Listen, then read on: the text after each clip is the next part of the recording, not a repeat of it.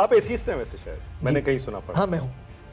क्यों? अच्छा, जावेद साहब तो शायद यकीन करते हैं, वो तो इस्लाम पर बहुत लिखते बोलते भी हैं। नहीं वो लिखते बोलते हैं लेकिन यकीन तो नहीं करते। अच्छा, वो भी एथीस्ट है? नहीं वो तो मतलब वो एंटी थियस्ट है कि मतलब मेरे जो पहले 8 साल थे फिल्म इंडस्ट्री में, मैंने मतलब एक्टिंग के बारे में सोचा भी नहीं था।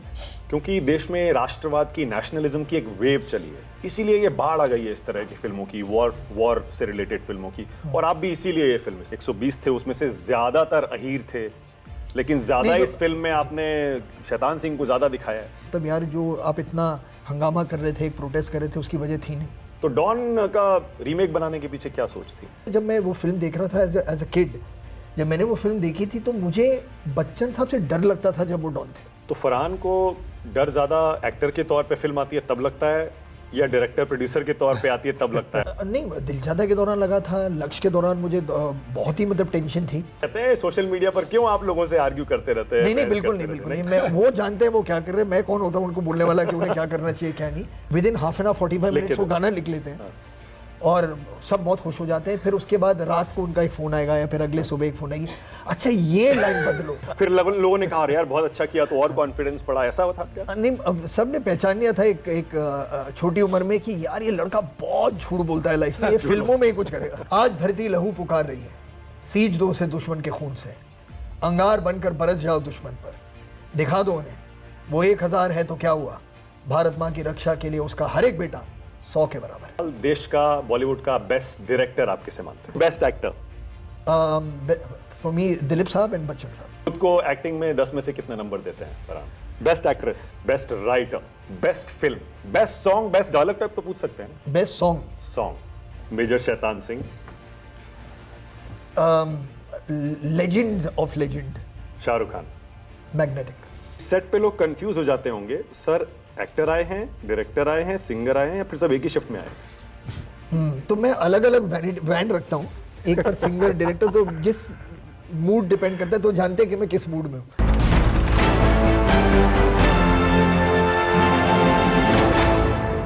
नमस्कार, हेलो एंड वेलकम। आप देख रहे हैं न्यूज़ 24 और E24।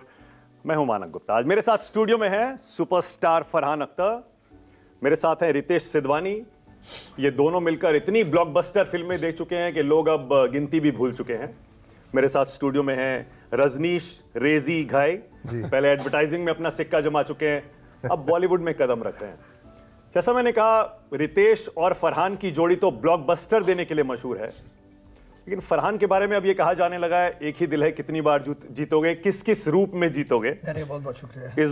इस बार फौजी बने हैं। 120 बहादुर नाम की फिल्म आ रही है और उसको डायरेक्ट किया है खुद रेजी ने। जी welcome all. Thank you. Start आप इसे करता हूँ। जी जरूर। फौजी का रोल शायद फरहान पहली बार कर रहे हैं? हाँ, फौजी का रोल पहली बार मैं डायरेक्ट कर चुका हूँ फौजियों को लक्ष्य में। और वर्दी मैंने पहनी थी वजीर में, पुलिस यूनिफॉर्म, मगर ये पहली बार है जो मैं सोल्जर का रोल और एक ऑफिसर का रोल कर रहा हूँ। क्या ये मिल्खा से भी ज्यादा चैलेंजिंग रोल था? अलग तरह की जिम्मेदारी है इस रोल की। ये जो कहानी बताना बहुत ज़रूरी था इस फिल्म को लेकर। बैटल ऑफ रेजांगला एक ऐसी जंग है जो बहुत कम लोग जानते हैं कि 18 नवंबर को हुआ क्या था। और मुझे तो बहुत खुशी है कि हम मिलकर ये कहानी दर्शकों तक पहुंचा सकते हैं। अपने दर्शकों को भी याद दिला दूं, दरअसल हम न्यूज़ चैनल भी हैं, मीडिया ऑर्गेनाइजेशन है, तो हमारे व्यूअर, हमारे दर्शक पढ़ते लिखते बहुत हैं, हिस्ट्री बहुत जानते हैं।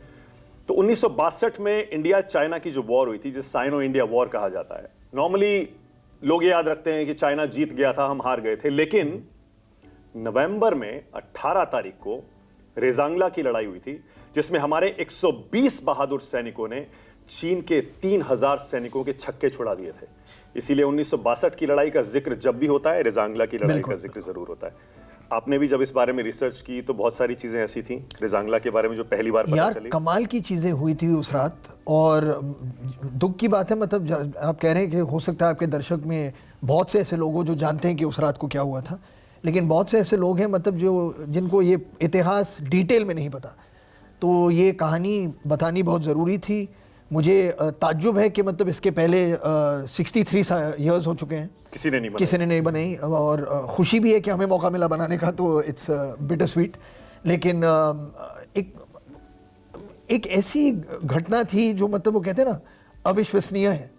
एक तरफ 1400, एक तरफ 3000। तो मेरे फादर कहते हैं कि ट्रूथ और फिक्शन में फर्क जो होता है कि truth doesn't have to prove itself, fiction को प्रूव करना पड़ता है कि हाँ मैं भी हूँ, क्योंकि उसके लिए आपको लॉजिक चाहिए होती है। अगर मैं आपको कहता कि ये कहानी एक राइटर ने सिर्फ लिखी है तो आप कहते यार कि ये कैसे हो सकता है, ये तो नामुमकिन है, लोग ऑडियंस हंसेगी, हम पर कहेगी कि यार तुम लोग कुछ भी लिबर्टी ले रहे हो। लेकिन क्योंकि ये दरअसल हुआ था तो फिर आपको लगता है कि यार मतलब कैसे क्या कमाल कर दिया था उन लोगों ने। जैसे मैंने पूछा, मैं दोबारा पूछ रहा हूँ जी, क्या भाग मिल्खा भाग से ज्यादा मेहनत इस बार आपको करनी पड़ी हाँ, मेजर शैतान सिंह के लिए? हाँ, वो आपका सवाल था। नहीं, मैं सच कहूँगा भाग मिल्खा भाग में मेहनत जो थी, फिजिकल मेहनत जो थी वो बहुत ज़्यादा थी। लेकिन जैसे मैंने कहा इसमें एक जिम्मेदारी, अलग जिम्मेदारी है। उसमें जो रिस्पॉन्सिबिलिटी थी वो मिल्खा जी के फैमिली के प्रति थी, उनके प्रति थी। और मैं चाहता था कि जब वो इस फिल्म को देखें तो उन्हें लगे कि जस्टिस हुआ है इस फिल्म के साथ, उनके किरदार के साथ। ये कहानी जो है ये हर हिंदुस्तानी की कहानी है, तो मेरी जिम्मेदारी जो है वो हर हिंदुस्तानी के लिए है और हर फौजी के लिए है, तो ये एक अलग जिम्मेदारी अलग है। पर वर्कआउट तो मेरे ख्याल से आपका भाग मिल्खा भाग के समय जो शुरू हुआ था वो, हाँ उसके बाद मैं रुका ही नहीं। रुके नहीं? हाँ नहीं, मेरी ज़िंदगी बदल गई उस फिल्म के बाद, ख़ासतौर से हेल्थ को लेकर, फिटनेस को लेकर। जो इंसान में उसके पहले था, जिंदगी ना मिलेगी दोबारा के दौरान जो मैं था, I could not become that again. So were you actually that? जिंदगी ना मिलेगी दोबारा वाला? I was more like that before. Seriously? जी। आप कभी सीरियसली नहीं लेते थे हेल्थ को, फिटनेस को? नहीं, इतना सीरियसली नहीं लेता था, लेकिन मुझे समझ में आया कि मतलब फिटनेस का मतलब क्या होता है और किस तरह की डिसिप्लिन होती है। और डिसिप्लिन जब आप हो जाते हैं फिटनेस को लेकर या हेल्थ को लेकर, that seeps into your work, that seeps into the way you live your life. तो सारी चीज़ें में आती है, फिर उसके बाद उसको डिस्टर्ब करना मुश्किल हो जाता है। मैं एक वजह और बताता हूँ जो हमें समझ में आता है, वो ये है कि once you become a superstar तो फिर एक नेसेसिटी भी होती है that you have to look good, you have to have six pack abs, you have to be well build, ये सारी जरूरत। और आप since you have become a superstar, I appreciate that, thank you very much, and I thank you to the audience, thank you. तो क्या वो भी एक वजह है क्या that you have to compete with the likes of Hrithik Roshan and other good looking well build stars? नहीं, मैं सच में कह रहा हूं, इसमें कंपटीशन की कोई बात है नहीं। आप अपना काम अगर इतना, you look like a very fit guy, नहीं you do, you absolutely do. You just made my और day. फिटनेस पता चलती है किसी इंसान की एनर्जी से। तो for you to have good energy, जब आप काम पे रिपोर्ट करें तो आपका जो एक आउटलुक है वो पॉजिटिव है, ऑप्टिमिस्टिक है।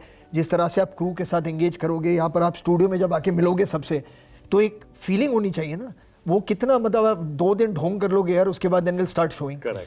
तो that fitness more is a mental state of mind. मैं बिल्कुल ये नहीं मानता, और मैं आपके लोगों से भी कहूँगा कि ये जो 6 पैक 8 पैक का एक ट्रेंड है, इट इज प्लीज उसमें मत फंसिए। It's not that important to have 6 pack and 8 pack. किसी रोल के लिए आपको बनाना पड़े या किसी चीज़ के लिए आपको, वो अलग बात होती है, क्योंकि उसका एक लाइफस्टाइल होता है, एक डिसिप्लिन होता है। शॉर्टकट मत लीजिए, ऐसी चीज़ें मत कीजिए कि मैं आज इंजेक्ट कर लूंगा, मैं ये कर लूंगा, वो कर लूंगी और बन जाएगा कुछ, because those things are very dangerous. जब आपको करना है प्लीज टाइम लेके do it with keeping your health, keeping your longer goals in mind. तो ये सारी चीज़ें कीजिए। तो मुझे बिल्कुल ऐसा कुछ नहीं है कि जब मैं वो फिल्म नहीं कर रहा हूँ, जैसे तूफान जैसी फिल्म हो या भाग मिल्खा भाग जैसी फिल्म हो, तो मैं मतलब एक ऐसी बॉडी लेके घूमूं कि लोग मतलब कहीं वाह, नहीं बिल्कुल नॉट एट ऑल। ओके, तो फरहान आज जब आए हैं तो एक एक्टर के तौर पे आए हैं, डायरेक्टर के तौर पे आए हैं, राइटर के तौर पे आए हैं, सिंगर के तौर पे आए हैं, फिल्म मेकर। मैं I can go on and on and on. वो कुछ लोग कहते हैं ना कि 120 बहादुर हैं, शायद 120 तरह के हेड्स फरहान खुद पहनते हैं। नहीं, थैंक यू वेरी मच। लेकिन यहाँ पर हमारे बहुत ही टैलेंटेड डायरेक्टर रीजी बैठे हैं और प्रोड्यूसर। अंदर से क्या ज्यादा फील होता है फरहान को? भी एक्टर ज्यादा फील होता है या वो जो शुरू में आपने जो स्टार्ट किया था एक फिल्म मेकर, एक डायरेक्टर, वो ज्यादा फील होता है अंदर से? सभी चीजें लोगों को एंगेज के लिए, मतलब हम काम करते हैं, ऑडियंसेस के लिए हम काम करते हैं, उन्हें एंटरटेन करने के लिए, उनके साथ एंगेज करने के लिए, उनके साथ कहानियाँ शेयर करने के लिए। तो मुझे तो खुशी इस बात में भी होती है कि जोया अगर मुझसे कहे कि तुम डायलॉग लिख लो फिल्म के, तो मुझे खुशी है, मैं डायलॉग लिख लूँगा यार, इसमें कोई प्रॉब्लम नहीं है। तो आई लव मूवीज़, कुछ भी करा। हाँ मतलब यार मुझे फिल्मों से, आई लव मूवीज, तो कुछ भी करा लीजिए, मतलब अगर मुझसे हो सके मैं कर लूंगा। हो सके क्या? हाँ। मतलब ऐसी कौन सी चीज़ है जो आपने स्टार्ट की हो और आपने उसमें अच्छा ना किया हो? नहीं, बहुत सी ऐसी चीजें यार लाइफ में। कुछ जैसे कैमरामैन बनना इजी काम नहीं है। कैमरा भी किया है आपने?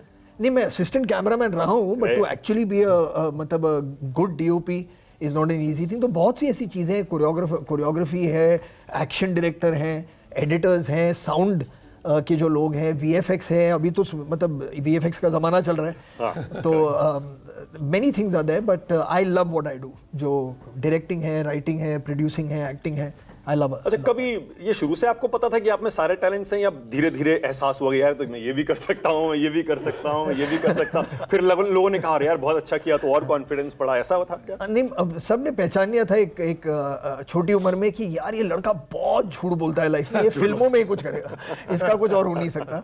तो I was always had a very creative mind. I mean obviously at that time it was used very differently, but I always wanted to be in movies. मैं चाहता था कि मैं एंटरटेनमेंट में कुछ करूं। सबको लगा था कि मैं एक्टर बनूंगा क्योंकि I used to love making people laugh and entertaining people. लेकिन जब मुझे थोड़ा बहुत होश आया कि मतलब फिल्मों में क्या क्या हो सकता है, तो मुझे लगा कि यार ये राइटिंग जो है और डायरेक्टिंग जो है, that feels like a good thing to do. शायद डैडी से आया। हाँ, नहीं डैडी से मतलब, हाँ राइटिंग तो मम्मी से भी दोनों से, लेकिन वो मुझे बहुत पसंद था। डायरेक्शन, एक्टिंग, ऑनेस्टली मैं सच कहूँगा आपसे कि मतलब मेरे जो पहले 8 साल थे फिल्म इंडस्ट्री में, मैंने मतलब एक्टिंग के बारे में सोचा भी नहीं था। मुझे 2 रोल, बहुत अच्छे रोल ऑफर हुए थे जो जिनको मैंने टर्न डाउन किया था। मैंने कहा भाई मुझे एक्टिंग के बारे में कुछ नहीं पता, मैं नहीं करूँगा। तो अभिषेक कपूर जो थे गट्टू, जिन्होंने रॉक ऑन बनाई, तो उन्होंने मतलब इतना मतलब इंसिस्ट किया कि मुझे लगा चलो यार दोस्त है, अभी उसकी अब दिल नहीं तोड़ता हूँ उसका, मैं कर लेता हूँ। And then I enjoyed it, and then वहाँ से कमाल काम किया। Ritesh, I'll come to you, Rezi, after that. Ritesh, आपने कैसे देखा है फरहान का ट्रांसफॉर्मेशन? आपने तो साथ आई थिंक आप तो स्कूल में साथ में थे और वहीं से फिर आपने वो कंपनी भी बनाई, एंड कैसे ट्रांसफॉर्मेशन आपने देखा है? I think like fish to water. Like in terms of, but like you said, I know him from school, but इनका एक ये चीज हमेशा था, जो भी ये करते 100% उसको दे देते। Whether he was acting, if he was deciding to do the Milkha Singh part, he had transformed and had become Milkha Singh. I think उन्होंने मतलब I think he must have started deciding कि वो, I remember जब इनके practice round होते, मुझे राकेश ने एक दफा कहा था कि he was almost trying to reach the speed और even cross it, so he didn't wanted to feel on screen, but I think what was your timing, had almost been very close to. Yeah, not close to Milkha ji on 400 meters, but I wanted my 100 meter speed to become very fast, क्योंकि जब shooting होती है आप 400 metre तो कभी दौड़ोगे नहीं shoot में, ज्यादा से ज्यादा आप 200 मीटर दौड़ोगे। कितना हो गया था? तो मैंने 100 मीटर, मेरी फैंटेसी थी कि मैं 100 मीटर बिलो 12 सेकंड्स करूं, तो 11.4 आई क्लॉक्ड ऑन द 100. 11.4। लेकिन उसका जो उल्टा तरीका जो बाकी क्रू वाले थे, they had to bear with all the non-eating of carbs and all that. So I think I think जो भी whatever Farhan, I think he decides, he gives it his 100%. That is why I feel आपको लगता है कि जब ये direct कर रहे हैं या एक्ट कर रहे हैं या कुछ लिख रहे हैं या गा रहे हैं, it is then he's 100% only that. बाकी कामों में you can't involve it. अच्छा भाई, ऐसा कुछ यूनिक काम नहीं है जो आप करते हैं आप 100% देते हैं, जो ये करते हैं 100% देते हैं, और जो रेजी करते हैं वो भी 100% ही देते हैं यार। नहीं, लेकिन इतने सारे काम हम भी इतने अच्छे नहीं कर सकते। नहीं, जो भी आप करते हैं यू गिव इट 100%, वरना करने की जरूरत, why do it? Best. Okay Razy, क्या जब ये फिल्म का कॉन्सेप्ट आपके जहन में आया तो क्या पहला चेहरा फरहान का आया था क्या? मेजर शैतान सिंह। बिल्कुल, मैंने इनको अप्रोच भी किया था, but I think that time he was very busy. ये कब की बात है? अब तो हो गए हैं, काफी 2 साल के ऊपर हो गए हैं। अच्छा, इन्होंने मना कर दिया पहले? नहीं, मना नहीं किया, बहुत बिजी थे, तो बोला मिलेंगे बाद में, and then we lost touch. मैं ऐड बना रहा था, ये फिल्में बना रहे थे, and then we got together again, and then here we are. ये कब की बात है? ये कुछ 2 साल पहले शुरू किया था इनके साथ। मैं इस फिल्म पे 5 साल से काम कर रहा हूँ। 5 years। और 10 साल से बनाने की चाहत है। जब पहले मैंने कहानी सुनी थी, आपको एक अच्छी इंटरेस्टिंग स्टोरी बताता हूँ। जब हम छोटे थे, हम सबको डर लगता था कि हमारे फादर आर्मी में है और इंडिया चाइना की कभी लड़ाई हो जाए वापस, तो हमारे फादर को क्या होगा, because we lost the war. And that's the reason I wanted to make this film, because I want to tell the people of this country कि जब तक हमारे सरहद पे ऐसे लोग खड़े हैं, हम चैन की नींद सो सकते हैं। सो 1962 रेजांगला, आपने इस बार जब रिसर्च किया तो कोई नई बातें पता चली आपको रेजांगला की लड़ाई के बारे में? नहीं, because you were N army kid, या पहले से सब पता था? नहीं, मैंने पहले रिसर्च की, फिल्म बनाने की कोशिश की। हाँ, मैं वही कह रहा हूँ। हाँ, तो मैं पहले रामचंद्र जी को मिला, निहाल सिंह जो लड़ाई में लड़े थे, जो आज भी हमारे साथ हैं, पहले उन लोगों से मिला। फिर मैंने अपने भैया के थ्रू थोड़ा आर्काइव्स निकालने शुरू की 13 कुमाऊँ की, वहाँ जाके उन लोगों को मिला, फिर धीरे धीरे करके फिर हमारी स्टोरी बनती रही। फिर नरपत सिंह जी को मिले। अच्छा, ये कहना सही होगा कि इंडिया चाइना से वो वॉर हार गया था 1962 में? इंडिया हार गया था, वॉर हार गया था, लेकिन एक ही बैटल जो आज तक इंडियन आर्मी में भी सिखाई जाती है बैटल ऑफ रेजांगला, वो हम जीत गए थे। तो क्या वजह थी कि रेजांगला की उतनी चर्चा आज तक नहीं होती है? ये और मुझे बस नहीं पता। हार गए इसी की ज्यादा चर्चा होती है। बहुत सैड बात है ये, मेरे को भी पता नहीं आज तक कि आप गूगल कर सकते हैं, बहुत छोटे से आर्टिकल्स आते हैं आज भी, बट होपफुली इस फिल्म के बाद लोगों को पता चल जाएगा। एब्सोल्युटली। फरहान, एक कंट्रोवर्सी हो गई, बहुत सारे लोग बोल रहे हैं कि वो कुमाऊं रेजिमेंट के सारे सिपाही थे, 120 थे, उसमें से ज्यादातर अहीर थे, लेकिन ज्यादा इस फिल्म में आपने शैतान सिंह को ज्यादा दिखाया है। नहीं, ऐसा तो है नहीं, मतलब ये तो चाली कंपनी के जो जवान हैं वो ज़्यादातर अहीर थे। यस। और फिल्म का नाम हमने रखा ही 120 बहादुर है। अगर हम चाहते थे कि ये फिल्म सिर्फ शैतान जी के बारे में हो तो हम टाइटल शैतान सिंह रख सकते थे, बहुत ही पावरफुल टाइटल है, वो भी बन सकता था। लेकिन हमें बिल्कुल कोई मतलब हमारे माइंड में कन्फ्यूजन नहीं थी कि इस फिल्म के जो हीरो हैं वो सारे जो लोग हैं जो उस जंग को लड़े थे वो सारे लोग हीरो हैं। तो इसलिए हमने फिल्म का टाइटल भी 120 बहादुर रखा है। और जब ये लोग फिल्म देखेंगे, 21 नवंबर अब बहुत दूर है नहीं, तो जब देखेंगे इस फिल्म को तो उन्हें खुद ब खुद अंदाज़ा हो ही जाएगा कि मतलब यार जो आप इतना हंगामा कर रहे थे, एक प्रोटेस्ट कर रहे थे, उसकी वजह थी नहीं। उसमें एक इनका जो वॉर क्राई है वो भी तो आपने बार बार उसका इस्तेमाल किया है ना? जी जी, दादा किशन की जय। दादा किशन की जय। जी, हाँ, वो उसमें ट्रेलर में भी है। जी, जी। और शायद एक अच्छा खासा डायलॉग भी है। जी, डायलॉग भी है, लेकिन डायलॉग को मतलब अगर आप उसको भी साइड पर रख दें, हाँ। तो जिस तरह से उनके कैरेक्टर्स को दिखाया गया है, जिस तरह से उनका कल्चर दिखाया गया है, मैं पढ़ के सुना दूं? जरूर। अहीर हैं हम, प्यार से मांगोगे तो जान भी दे देंगे, पर देश की बात आई तो एक क्या 100 की जान भी ले लेंगे। जी, बोल के सुनाइए ना जरा। सर वो तो किसी और ने बताया था फिल्म में, वो मैं उनको लेके आऊंगा। अंकित है उनका नाम, बहुत ही अच्छे एक्टर है। कोई और डायलॉग है फिल्म का याद है कुछ? एनीथिंग, कुछ भी आपको याद रह गया हो जो शूट के बाद। फ्रॉम द स्पीच, हाँ, एक डायलॉग था, चीन हमारे घर में घुसाया है और इसे रोकना हमारी जिम्मेदारी है, एक होकर, हाथों में हथियार और सीने में तूफान लेकर। यार मुझे डायलॉग वहाँ याद रहते हैं जब मैं मोमेंट में होता हूँ, लेकिन हाँ ऐसा कुछ है।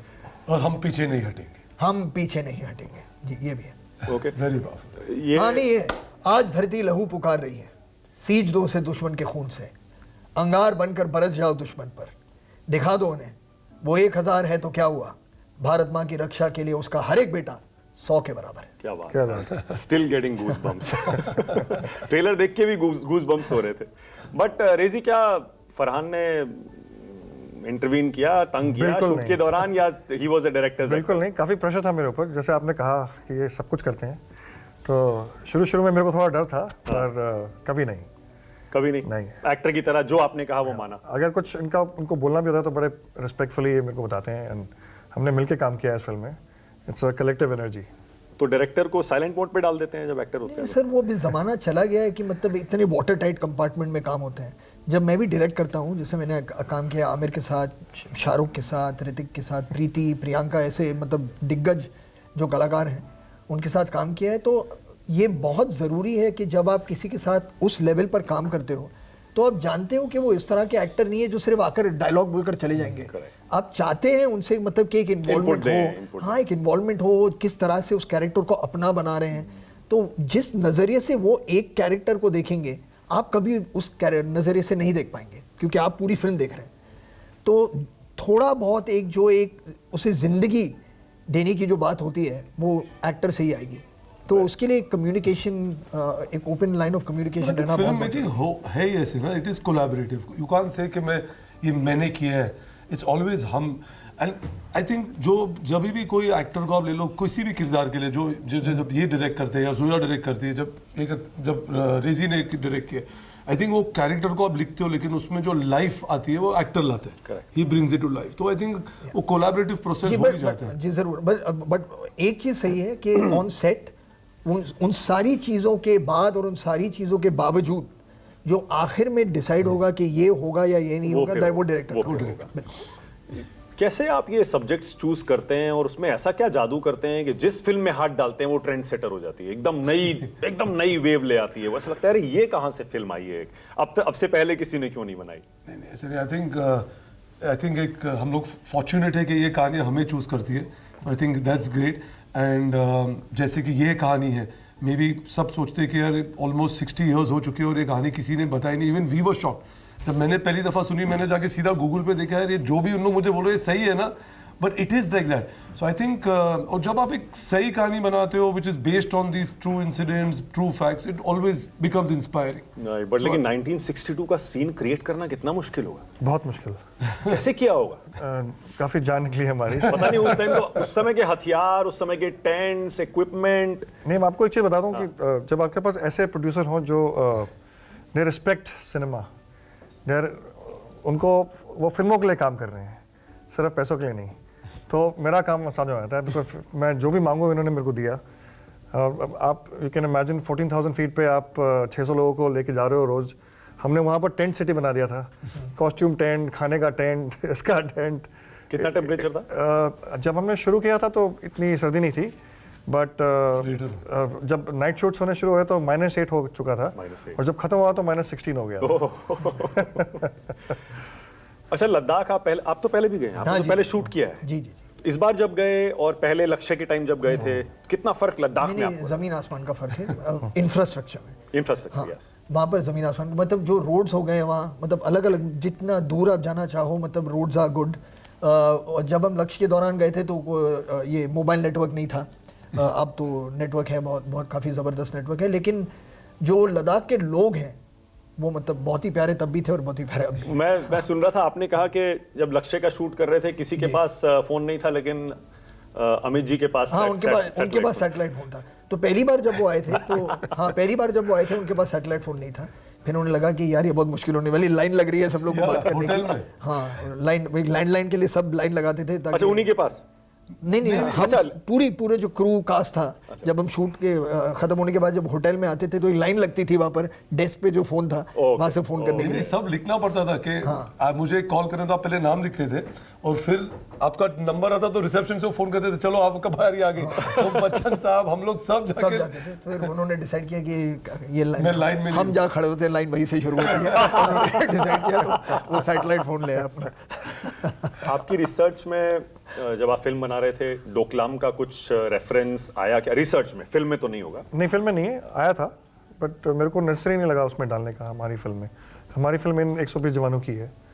क्या आप as an army kid and इतना आपने रिसर्च किया, आपको क्या लगता है वो रेजांगला और डोकलाम में कुछ कंपैरिजन है क्या? नहीं, वो बहुत अलग टाइम पे हुई थी दोनों चीज़ें, कोई कंपैरिजन नहीं है. बट एक चीज़ कॉन्स्टेंट है, हमारे जो ब्रेव सोल्जर्स हैं वो खड़े रहेंगे. वो खड़े रहेंगे, कुछ भी हो जाए, हम पीछे नहीं हटेंगे. अभी ऑप सिंदूर से अगर आप तुलना करते हैं रेजांगला की, जी, क्योंकि आप आर्मी किड हैं, अगेन मैं बार बार इसको मेंशन इसलिए कर रहा हूं क्योंकि आप जानते होंगे इक्विपमेंट के बारे में, जी, फोर्सेस के बारे में, हथियारों के बारे में. जी. अब तो कंप्लीट पूरा बदल गया है ना. अब तो शायद हम लोग उस वहां नहीं है जहां हम चाइना से पीछे थे और हार गए थे. करेक्ट? नहीं, अब तो बहुत आगे आ गए हम लोग. और अभी जो लड़ाई होती है वो वॉर रूम से होती है. यस. मिसाइलें यूज होती हैं, यू नो, तो काफ़ी कुछ कंप्यूटर पे होता है आजकल. करेक्ट. और मेरे भाई साहब भी आर्मी में हैं तो मेरे को काफ़ी कुछ पता है इसके बारे में. पर बताऊंगा नहीं. करेक्ट. अच्छा, ये एक तीखा सवाल पूछूं? पूछिए सर. थोड़ा सा कड़वा भी लग सकता है आपको. बहुत सारे लोग ये कहते हैं कि क्योंकि देश में राष्ट्रवाद की, नेशनलिज्म की एक वेव चली है, इसीलिए ये बाढ़ आ गई है इस तरह की फिल्मों की, वॉर से रिलेटेड फिल्मों की, और आप भी इसीलिए ये फिल्म इस समय बना रहे हैं. यार, रेजी ने अभी बताया आपको किस वजह से उन्होंने ये फिल्म बनाने का प्रयास किया है. तो उसके बाद कहना कि नेशनलिस्टिक और ये जो जिंगोइस्टिक कह रहे हैं, मेरे ख्याल से वॉर फिल्म अभी आखिरी कौन सी आई थी मुझे याद नहीं है, टू बी ऑनेस्ट. जो लास्ट मुझे याद है वो उरी है शायद, जो लास्ट एक वॉर काइंड मिशन फिल्म है वो, मिशन फिल्म जो बनी थी. लेकिन ये फिल्म हमने बनाई है ताकि लोगों को बस ये जो हुआ था उस रात को वो याद रहे. और जो चीज़ें होती हैं, कभी कभी इतिहास से सीखना बहुत ज़रूरी होता है. और जो चीज़ें हम जो कहते हैं ना फॉर ग्रांटेड लेते हैं, जैसे हम अपनी आज़ादी फॉर ग्रांटेड लेते हैं, हम अपने बाउंड्री का मैप फॉर ग्रांटेड लेते हैं, हम अपने राइट्स, अपनी कल्चर, सब चीज़ों को फॉर ग्रांटेड लेते हैं. लेकिन इतनी आसानी से ये चीज़ें जा सकती हैं अगर ऐसे लोग ना हो जो खड़े होकर या तो लड़े या अपनी आवाज़ उठाएं. तो it's serves as a good reminder. खूबसूरत बात कही आपने. इस फिल्म में शायद एक डायलॉग भी है, शायद देशभक्ति के बारे में, कि दिखा दो अपनी देशभक्ति, और आप जब वो स्पीच देते हैं आप मोटिवेशन के लिए अपने जवानों के लिए, उसमें देशभक्ति शब्द मैंने ट्रेलर में देखा. उस नहीं, देशभक्ति नहीं है, वो कह रहे हैं, वो कहते हैं उसमें कि बात जमीन की नहीं सरजमीन की, ये बात होता है, होती है उसमें. इस कॉन्सेप्ट के बारे में आप क्या सोचते हैं, देशभक्ति, पेट्रियोटिज्म? सर इसके बारे में सोचना क्या है, एक जज्बा है जो हम सबके अंदर मतलब बिल्कुल जिंदा है। अलग अलग रास्ते होते हैं इसे दिखाने के लिए, और मेरी कोशिश हमेशा रहती है कि एक मैं अपने काम के ज़रिए से दिखाऊं, और एक इस तरह ज़रिए दिखाऊं कि मतलब जिस तरह से हम अपनी ज़िंदगी में लोगों से मिलते जुलते हैं, किस तरह से हम उन्हें ट्रीट करते हैं, किस इज़्ज़त के साथ, किस प्यार के साथ, किस अपनेपन के साथ, ये बहुत ज़रूरी है। ये कभी नहीं सोचना चाहिए कि कोई आपसे नीचे है ऊपर है, ऐसी कोई बात है नहीं। सबका अपना अपना एक ज़िंदगी चल रही है, लेकिन to be there for people, और एम्पैथी जो होती है कि दूसरे के नज़रिए से सोचना कि मतलब अगर मैं उस सिचुएशन में होता तो मेरी क्या हाल होती, that's very very important, that's what brings the आपको सोसाइटी। टेड टॉक देना चाहिए। टेड टॉक दिया है आपने कभी? नहीं नहीं, मुझे कभी मैंने टेड टॉक नहीं दिया है, मगर अगर कोई टेड टॉक से देख रहा हो तो आई एम अवेलेबल। आप एथीस्ट हैं वैसे, शायद मैंने कहीं सुना पड़ा। हाँ मैं हूँ। क्यों, कोई इसके पीछे कोई खास वजह है? नहीं खास वजह नहीं, मतलब मुझे साइंस पे ज़्यादा मेरी एम्फेसिस जो सोचने के बारे में साइंटिफिक ज़्यादा है। मगर मैं ये नहीं कहता कि लोगों को यकीन नहीं करना चाहिए, वो मतलब हर इंसान का एक अलग रास्ता होता है दैट गिव्स देम पीस, जो जिससे उन्हें शांति मिलती है, सॉलिस मिलता है। तो I am happy if everybody is happy. अच्छा, जावेद साहब तो शायद यकीन करते हैं, वो तो इस्लाम पर बहुत लिखते बोलते भी हैं। नहीं वो लिखते बोलते हैं लेकिन यकीन तो नहीं करते। अच्छा, वो भी एथीस्ट है? नहीं वो तो मतलब वो एंटी थियस्ट है।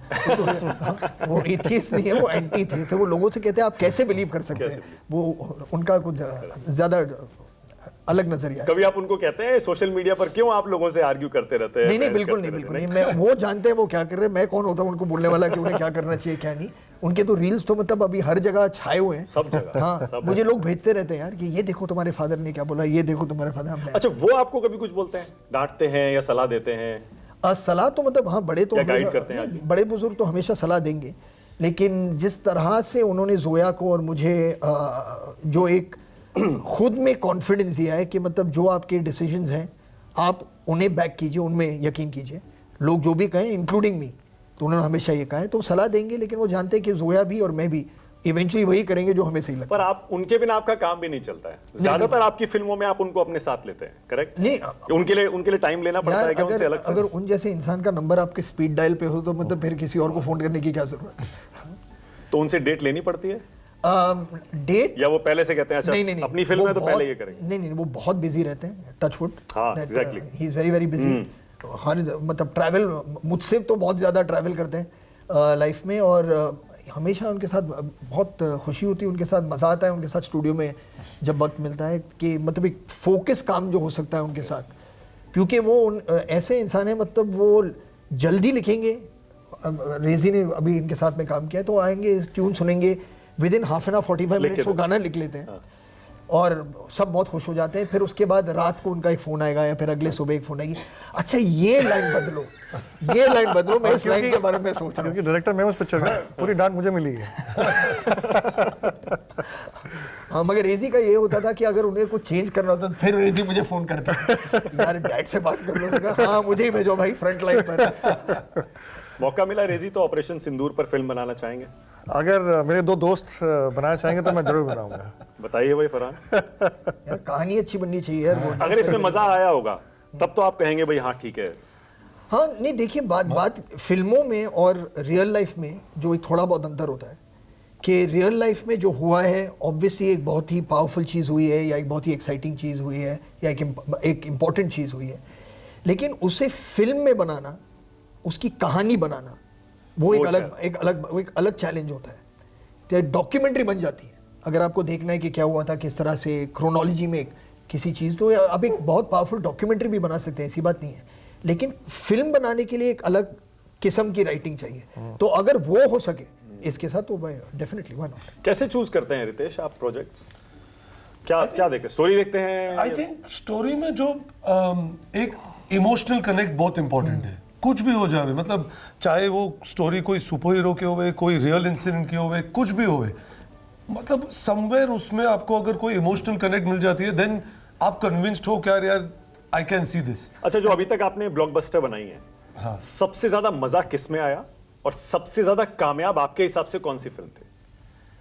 I'll be very biased. First film जो दिल चाहता है ना, वो ही I think is the fun, because उस time I think what we were 25 when we started it, 26 सब 26 साल के थे, and मतलब उसमें जो हर कैरेक्टर है 5-6 साल छोटा है इनसे। हाँ करेक्ट सो आई थिंक उसमें मतलब आप कोई भी कैरेक्टर ले लो, मतलब उसमें चाहे वो आकाश का है, सिड का है, किसी का भी कैरेक्टर, मतलब आज भी यू विल फील दैट यार somewhere today's generation would have felt कि यार I have been through these 3 characters कहीं ना कहीं in my life, even though it is coming 30-40 years later, whenever you'll find कि यार I'll connect to them. तो I think वो एक emotional connector I personally I think जब मैं कोई कहानी पढ़ता हूँ I try to find it in any film कि somewhere you feel that connect and then I feel यार चलो हमें बनानी चाहिए। आज अगर उसमें दोबारा कास्ट करना हो उस फिल्म में एक्टर्स को तो उसमें किसको कास्ट नहीं यार मैं तो छूंगा नहीं।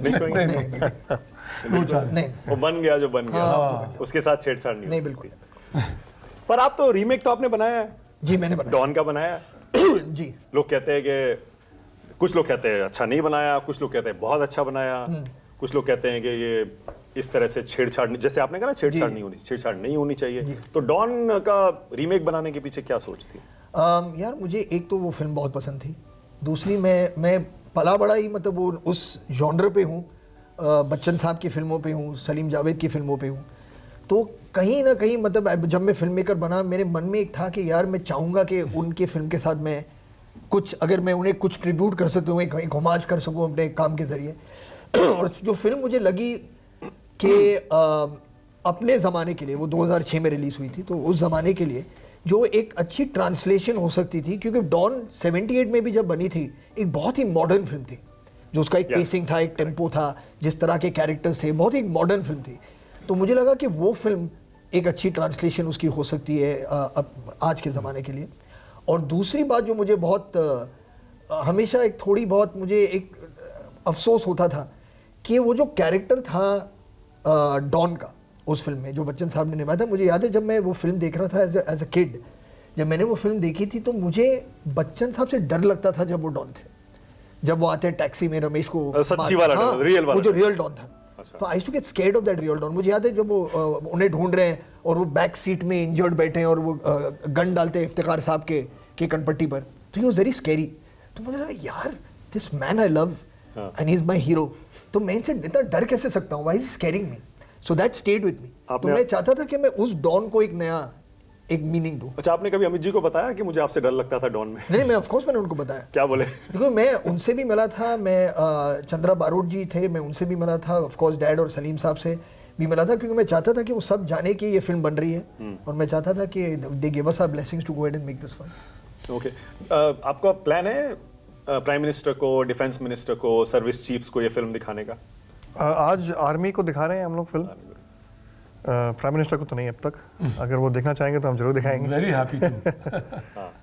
नहीं, क्योंकि ऑब्वियसली जब आर्मी के सर्विसेज के इतने सपोर्ट से कोई आप फिल्म बनाते हैं और उसमें तो जीत दिखाई गई, आई एम श्योर गवर्नमेंट में, सर्विसेज में और आम लोगों की तरह। इस फिल्म में हमने आर्मी के साथ बहुत क्लोजली काम किया है। जब हम शूट कर रहे थे लद्दाख में, हमारे जितने भी सोल्जर्स थे सब आर्मी से आते थे रोज ट्रक्स में बैठ के। राइट। तो बहुत रियलिस्टिक अप्रोच लिया हमने इस फिल्म में। उनसे आपने इनपुट्स तो लिए होंगे? बहुत सारे। आपने भी पहली बार शायद कुछ आपने टाइम बिताया आर्मी के साथ? नहीं मैंने तो लक्ष्य के दौरान से तब मैंने जाना कि उनकी ज़िंदगी क्या होती है, उनका कल्चर क्या होता है, किस तरह के लोग होते हैं। तब मुझे ठीक से एहसास उस वक्त हुआ था जब लक्ष्य के लिए हम रिसर्च कर रहे थे। मैं द्रास गया था, कारगिल गया था उस वक्त, और मैं गया था हम गए थे 2002 में। 2003 में शूटिंग हुई थी, 2002 में हम गए थे, और 2002 मतलब ऑपरेशन विजय के 3 साल बाद। तो उस वक्त तो वहाँ पर ऑफिसर्स थे और सोल्जर्स थे जो लड़े थे उन ऊंचाइयों पर। तो उनसे सुनना कि किस तरह से वो वहाँ गए थे और क्या क्या हुआ था और क्या कैरेक्टर है उनका, मतलब वो अमेजिंग। आपने इस बार एक और अलग चीज कर दी। अब से पहले प्रीव्यूज होते थे फिल्मों के, आपने पेड प्रीव्यू कर दिया, और रिलीज से 3 दिन पहले, मतलब एक तरह से आई think it's a good thought कि आपने 18 तारीख चुनी, जो उस रेजांगला की लड़ाई की तारीख है, 18 नवंबर। तो क्या सोच थी इसके पीछे? आई थिंक सोच यही थी कि ये कहानी को अगर हम लोगों तक पहुंचाना चाहते हैं जितनी वाइड हो सके, तो आई थिंक ये जो ट्यूसडे था, it happened to be the anniversary day, it also happens to be a day where people go to cinemas, उनके फुटफॉल्स बहुत होते हैं उस दिन, and it coincided with this, so we just thought कि यार अगर आप फिल्मों को दिखाते हो, पहले आप दोस्तों को दिखाते हो, फैमिली को दिखाते हो, उनको तो हम लोग थर्सडे को दिखाएंगे। जो जेन्युइन ऑडियंस जो थिएटर टिकट खरीद के जाती है, let them experience the film first. तो उनकी जो रिएक्शन है, फीडबैक है, should be there before the movie opens on Friday. तो वी आई थिंक जो टीम ने प्लान बनाया कि ऑलमोस्ट 16 अलग अलग सिटीज में one show tomorrow night which will be played 18 तारीख को। So I think it's no better way ना कि जो आपकी ऑडियंस है, do love your cinema, love your film, they should get a chance of watching it before anybody else. Sir दिल से film बनाई है, तो हमारी जो डरने की बात फैमिली ही है और नहीं, दोस्त है, डरने की बात नहीं है। दिल से बनाई है फिल्म। देखिए आप डायरेक्टर हैं, नहीं और प्रोड्यूसर से पूछिए उसे नींद आई या नहीं नहीं, और जो हमारी फैमिली है, फ्रेंड्स है, फ्रेटर्निटी वाले, वो सब बाद में देखेंगे थर्सडे को। हाँ, ये शायद पहली बार ऐसा हो रहा है ऐसे हो रहा है कि पहले कि जनता के audience- पास जा रही है। फैमिली के पहले, दोस्तों के पहले, फिल्म इंडस्ट्री के पहले कि ऑडियंस ऑडियंस फिल्म देख रही और है। कोई भी जाके मतलब टिकट बुक कर सकता है। इट्स नॉट दैट हम जाके चूज कर सकते हैं, मतलब it's on book my show and anyone can go and book a ticket. अच्छा, एग्जाम से पहले तो बच्चों को भी ऐसे धड़कन बढ़ती है जी। तो फरहान को डर ज्यादा एक्टर के तौर पे फिल्म आती है तब लगता है, या डायरेक्टर प्रोड्यूसर के तौर पे आती है तब लगता है कि पैसे डूब जाएंगे? एक्टर के तौर पे ज्यादा स्टेक पे लगा है। मैं सच कह रहा हूँ सर, मैं झूठ नहीं बोलूंगा इस मामले में, क्यों मुझे सच कह रहा हूँ बिल्कुल डर नहीं लग रहा। कभी नहीं लगा किसी फिल्म से नहीं पहले? नहीं लगा है, ऐसा नहीं कि कौन सी मैंने- फिल्म में लगा है फिर बताइए। नहीं, दिलजादा के दौरान लगा था, लक्ष्य के दौरान मुझे बहुत ही मतलब टेंशन थी कि क्या होगा। मैंने ये सबक सीखा लक्ष्य के बाद। मैंने ये कहानी बहुत बार बताई है, मैं पूरा फिर बता repeat- अरे नहीं, पूरा रिपीट करूँ, आपने सुनी होगी ये कहानी? अच्छा ठीक है। तो लक्ष्य के दौरान, क्योंकि जब फिल्म रिलीज हुई थी तो फिल्म उस बॉक्स ऑफिस पर उस लेवल पर परफॉर्म नहीं कर पाई जिस लेवल पर मैंने उम्मीद की थी कि होगा, क्योंकि वहाँ सिखाया भी जाता है ना, मतलब मेहनत से काम करो, ये करो वो करो, फल तो हमेशा अच्छा ही होगा। तो ऐसी फीलिंग नहीं आई मुझे उसके बाद। तो मैं बहुत ही मतलब दुखी था कि यार ये क्या हो गया। मेरी उम्मीदें तो बहुत ज़्यादा थी इस फिल्म से, और ये कामयाबी जो इसे हासिल करनी चाहिए थी, ये हुई नहीं मेरे हिसाब से। तो 13 साल बाद, तो 2017 में जब मैं IMA गया था, मैं देहरादून में था, मैंने उनसे रिक्वेस्ट किया कि मैं आपके IMA आना चाहता हूँ। तो जब मैं वहाँ गया और जब मैंने देखा कि लक्ष्य का क्या मतलब इन्फ्लुएंस हुआ है नौजवानों पे, जो वहाँ पर, अब लक्ष्य देखने के बाद उन्होंने फैसला किया कि मुझे आर्मी ज्वाइन करनी है, तब मुझे एहसास हुआ कि यार हम लोग फंस गए इस एक चक्रव्यूह में। यही सोचते हैं कि बॉक्स ऑफिस, अगर बॉक्स ऑफिस अच्छा ना हो तो इसका मतलब फिल्म अच्छी नहीं है या फिल्म ठीक नहीं है। तो मुझे एक सबक मिल गई वहाँ पर, जब मैं गया था एक सबक मैंने सीख ली कि यार अच्छी फिल्म आपने बनाई है, दिल से जैसे कह रहे हैं उन्होंने फिल्म बनाई है, आप जानते हैं कि ये फिल्म अच्छी है, अब ऑडियंस पे आप छोड़ दीजिए। आज नहीं तो कल अगर फिल्म अच्छी है तो आज नहीं तो कल एक ऑडियंस है जो उसे अपना लेगी। बिल्कुल देखिए, और वैसे भी आजकल तो पता है आपको, इंटरनेट का जमाना है, अभी नहीं चलेगी, लोग बाद में OTT पे देखेंगे, यूट्यूब पर देखेंगे, तमाम जगह देखेंगे। 21 साल बाद हम लोग लद्दाख में वीकेंड्स में जाते थे, आर्मी स्टेशंस में लोगों को मिलने के लिए। All the youngsters they used to come to me and tell me we joined the army because of him, because of Lakshya. Because of Lakshya, yes. वो तो सुन के सीना चौड़ा नहीं जरूर होता है। सीरियसली यार बहुत खुशी होती है। हम जब शूट भी कर रहे थे वहाँ पर, तो हम the Naga mess, the Naga mess invite किया था वहाँ पर डिनर के लिए। तो बहुत सारे यंग ऑफिसर्स थे, उनकी उम्र अब होगी 23-24। ये फिल्म रिलीज हुई थी 2004 में। यार वो 4 साल के थे, और वो लोग डर रहे थे 2 साल के थे, 4 साल के थे। कभी देखी उन्होंने ये फिल्म, कभी उन्होंने डिसाइड किया कि मुझे आर्मी ज्वाइन करनी है। That's Lakshya's victory. It's unbelievable. That's No, Lakshya's seriously it is. It absolutely. कोई अधूरी इच्छा है क्या फरहान? इतना कुछ आपने हासिल कर लिया, एक्टर, डायरेक्टर, राइटर के तौर पे, सिंगर के तौर पे, कोई है ऐसी इच्छा? नहीं, इच्छाएं तो है, मतलब ऐसी तरह हम फिल्में बनाते रहें, लोगों को एंटरटेन करते रहें, और हमारी कंपनी जो है वो और मतलब स्ट्रेंथ में ग्रो हो। हम चाहेंगे कि हम हिंदुस्तान की कहानियाँ दुनिया भर में ले जाएं। ये अभी आखिरी जो कहते हैं फ्रंटियर बचा है इंडियन फिल्म्स के लिए, तो कोशिश लगी रहेगी। कौन सा अगला कोई प्रोजेक्ट कुछ बता दीजिए थोड़ा आपके अगले साल मैं डॉन 3 की शूटिंग शुरू करूंगा बतौर एज ए डायरेक्टर उसमें, तो वही होगा। अच्छा, पहले ही बता दिया। हाँ नहीं, मैं बता देता पता लगा एक्टर भी आ गए उसमें। नहीं बिल्कुल नहीं। तो शाहरुख ही होंगे? नहीं, रणवीर सिंह। अच्छा, रणवीर सिंह, राइट जी, रणवीर सिंह है उस फिल्म में। तो very excited to start this film. Okay, अब मैं सोच रहा हूँ कि आपके साथ एक छोटा सा रैपिड फायर करूंगा मैं। सिर्फ मेरे साथ? सिर्फ अगर वो दोनों भी जवाब देना नहीं चाहेंगे। आप फरहान ही fastest finger first, very Farhan करेंगे। Okay, rapid fire. Farhan Akhtar, पहला सवाल, देश का, बॉलीवुड का बेस्ट डायरेक्टर आप किसे मानते हैं? ओ गॉड यार, ये तो बहुत ही मतलब पहुंचा हुआ सवाल है। गुरुदत्त, बिमल रॉय साहब और महबूब खान, मदर इंडिया। और करंट जनरेशन में पिछले 10 साल 20 करंट साल 30 जनरेशन साल में नहीं बहुत से हैं मतलब यार, मैं आपको बेस्ट एवर आप अगर पूछ रहे तो मुझे उस जनरेशन में जाना पड़ेगा। लेकिन बहुत से डायरेक्टर हैं जिन्होंने बहुत अच्छा काम किया है, जैसे मुझे 2-3 नाम भी ले सकते हैं, लेना चाहें तो अपना नाम भी ले सकते हैं, लेना चाहें। I'll make it easier for you. नहीं ऐसी बात नहीं है, लेकिन मुझे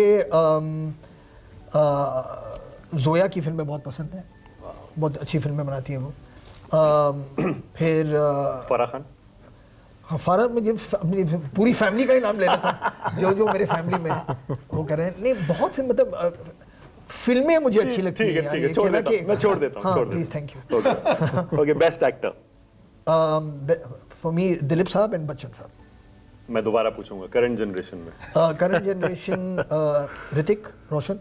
वाह, ओके। खुद को एक्टिंग में 10 में से कितने नंबर देते हैं Farhan?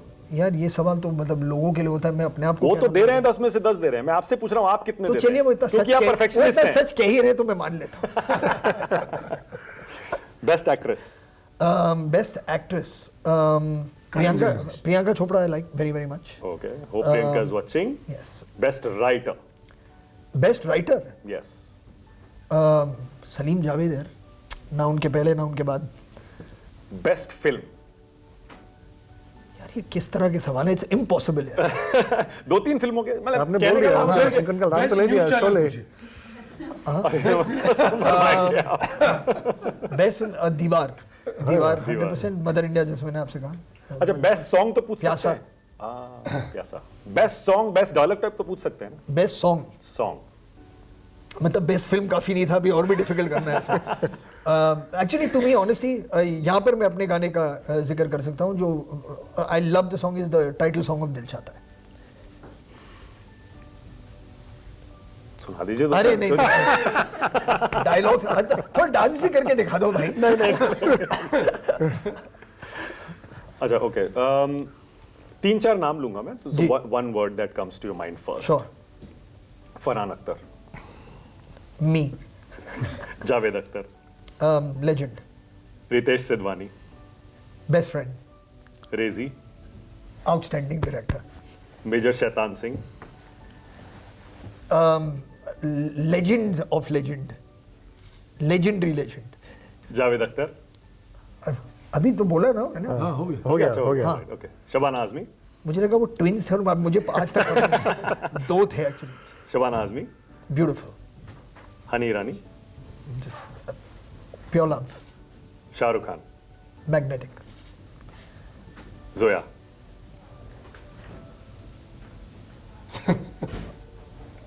Most sensible person I met. I'm sure you haven't been asked this. That's why you are having to हाँ think. मतलब Correct? हाँ किसी भी मतलब जो लोग को इतने करीबी से जानते हैं, उनके लिए एक लफ्ज के बारे में ऐसे सोचना। ये वैसे फरहान सोच समझ के बोलते हैं जो भी बोलते हैं, तो अच्छा, अब फाइनली मैं आपको बस सोशल मीडिया के जो मैंने शुरू में कमेंट्स जी। किया था, मैं आपको कुछ 4-5 कमेंट्स पढ़ के बता रहा हूँ और आप बस फरहान का रिएक्शन देखिएगा इस पर। आप लोग फरहान के बारे में क्या क्या लिखते हैं। Farhan, your husky voice has its own fan base. Do you wake up sounding like this, or is this a premium subscription feature? I wake up speaking like this.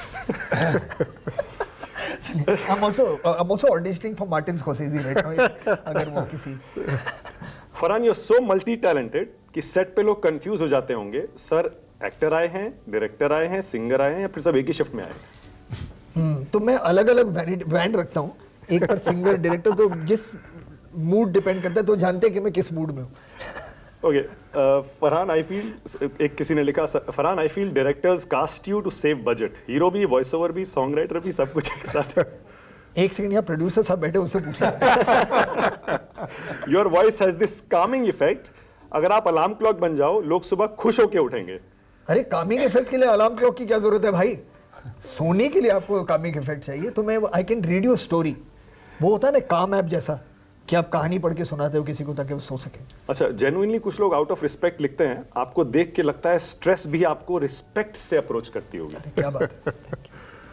Your voice has so much texture कि लोग सुन के आंखें बंद कर लेते हैं कि देखें आपको या आपको सुने। अरे I don't know what to say to this here. All right. I hope you liked the comments. Yes, thank you. Of course, thank you all. I am going to share this clip on social media. जिन लोगों ने ये comments लिखे हैं वो भी जानेंगे कि फरहान अख्तर उनके इस कॉम्प्लीमेंट के बारे में क्या सोचते हैं. Thank you so much, Farhan, Thank you. Rezi, Thank you. and Ritesh. Absolutely. Thank you so much. Thank you, and I wish you good luck for your movie. Thank you. Thank you. Thank you. Hope it does well. Thank you so much. Thank you. Thanks.